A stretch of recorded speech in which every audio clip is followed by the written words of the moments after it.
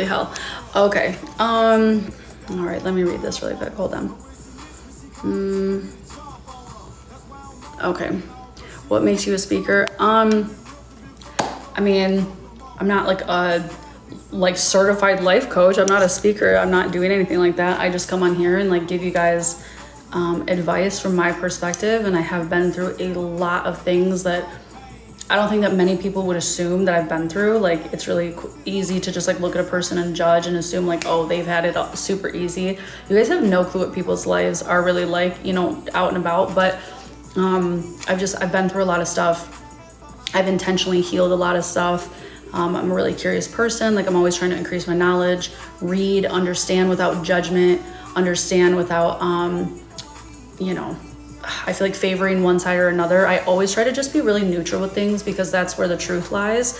And I feel like healing and wisdom comes in, and I don't know, I just give my perspective. And you guys, there are people that come in here and maybe they don't agree with me, and that's okay. I'm never the same way, like politics, right? Like, you're gonna believe what you believe and you gonna believe what you believe.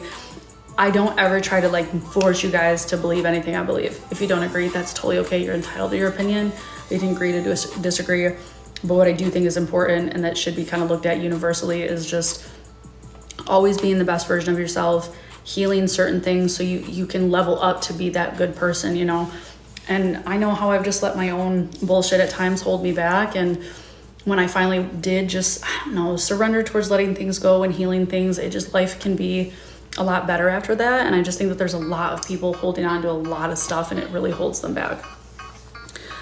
And you're older. Yeah, that's the thing too, you guys. Like, I'm not 20 years old telling you guys all these things. Like, I'm in my 30s now, you know, so I've definitely, I'm not somebody that's 50 either. Like, we could talk to somebody that's 50 and they'll give us a totally different perspective maybe too. I don't know, but, you know. Okay, I like that you're down to earth. I appreciate that. I definitely, listen, I do agree. Like, there's men like that too. Like, I don't want to talk to somebody that's just like a dingbat. Like, if you're just an airhead or bimbo or whatever, like, that's not cute. Because there's a lot of sexy ass people in the world. And I feel like we kind of talked about this before. You guys are always like, oh, you only date meatheads at the gym. And I'm like, I actually don't, because a lot of these gym guys, I'm not gonna lie, and this isn't the case with all of them, okay? It's not the case with all of them.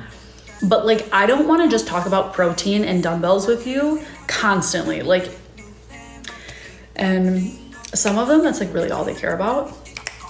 So yeah, it's not the best. So it's definitely the men too. There's some men where I'm like, God, you are so damn fine.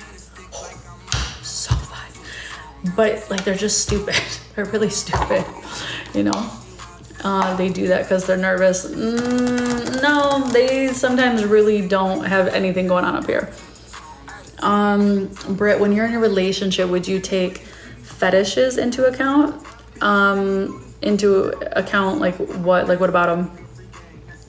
What do you mean into account? Like, would I pursue them? Would I not be with somebody if they had a fetish? Like, what do you mean?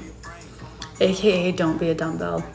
Listen, like, the same way men don't like airhead type of women either, women don't like that in man either. I feel like women definitely don't like it. Would I pursue it? I guess it just depends. What's the fetish? I don't know. Depends on what they like.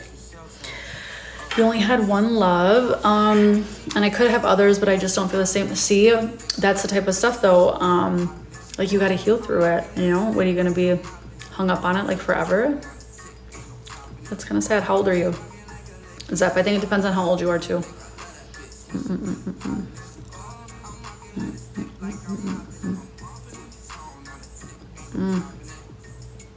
My tongue.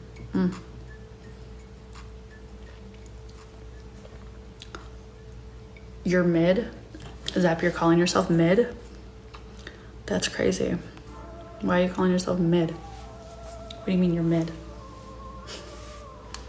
Boom, boom.